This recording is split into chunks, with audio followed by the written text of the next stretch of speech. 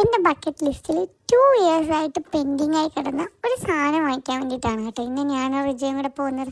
അതാണ് ഇന്നത്തെ നമ്മുടെ മെയിൻ ഒരു അജണ്ട. പിന്നെ ഫസ്റ്റ് ഓഫ് ഓൾ ഇതത്ര വലിയ ആനക്കാര്യമൊന്നുമല്ല കേട്ടോ, ബട്ട് എനിക്ക് ഇത് കുറച്ച് സ്പെഷ്യലാണ്. കാരണം ഞാൻ കഴിഞ്ഞ 2 ഇയേഴ്സായിട്ട് ഇത് വാങ്ങിക്കണമെന്ന് മനസ്സിൽ വല്ലാതെ ആഗ്രഹിക്കുന്നുണ്ട്. വാങ്ങിക്കാനായിട്ട് പല അവസരങ്ങൾ വന്നെങ്കിലും അതൊക്കെ നമ്മുടെ പ്രയോറിറ്റീസ് വേറെ ആയിരുന്നു. അപ്പം എന്താ പിന്നെയാകാമെന്ന് വിചാരിച്ചു.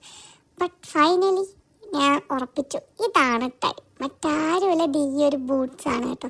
കഴിഞ്ഞ 2 ഇയേഴ്സായിട്ട് ഇവിടെ വന്നപ്പോൾ തൊട്ട്, അതായത് UK വന്നപ്പോൾ തൊട്ട് ഇത് വാങ്ങിക്കണമെന്ന് ഞാൻ ഓർക്കുന്നുണ്ടായിരുന്നു കേട്ടോ. ഈ ഒരു ഡോക്ടർ മാർട്ടിൻസിൻ്റെ ബൂട്ട്സിനോടുള്ള എൻ്റെ ഇഷ്ടം അങ്ങനെ പൊട്ടിമുളച്ചുണ്ടായതൊന്നുമല്ല കേട്ടോ. ഇങ്ങനെ എൻ്റെ ഉള്ളിൽ റിജു കുത്തി വെച്ചുണ്ടാക്കിയതാണ്. കാരണം റിജു ഇങ്ങനെ എപ്പോഴും പറഞ്ഞ് നമുക്കിങ്ങനെ അതിനോട് നമ്മളിങ്ങനെ എപ്പോഴും കേട്ട് നമുക്കൊരു ഇഷ്ടം തോന്നില്ല. അങ്ങനെ എനിക്ക് ഇഷ്ടം തോന്നിയൊന്നാണ് കേട്ടോ.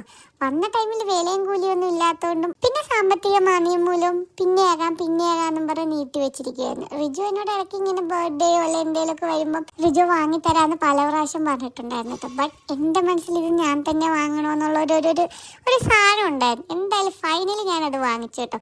കാത്തിരുന്നെങ്കിലും വെറുതെ ആയില്ല കേട്ടോ. ഫസ്റ്റ് ഇയർ എനിക്ക് വാങ്ങിക്കാനായിട്ട് വിലയും കൂലിയൊന്നും ഇല്ലായിരുന്നു. സെക്കൻഡ് ഇയർ ആയപ്പോഴത്തേക്കും, അതായത് ലാസ്റ്റ് ഇയറിൽ ഞാൻ നാട്ടിൽ പോകുന്നു.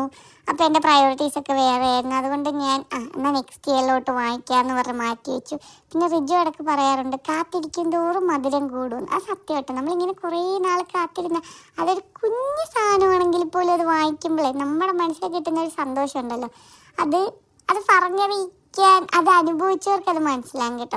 ഇപ്പം എന്നെക്കുറിച്ച് ഓർക്കുമ്പോൾ എനിക്ക് തന്നെ ഒരു ചെറിയൊരു പ്രൗഡ് ഫീലൊക്കെ വരുന്നുണ്ട് കേട്ടോ.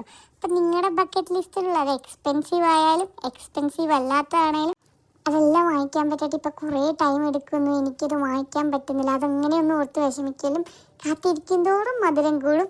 എന്തായാലും വാങ്ങിക്കാൻ പറ്റും കേട്ടോ. പിന്നെ ഈ ഒരു മനുഷ്യനും ഈ ഒരു അച്ചീവ്മെൻറ്റിൽ വലിയൊരു റോളുണ്ട് കേട്ടോ. അപ്പം അത്രേ ഉള്ളൂ. ബൈ.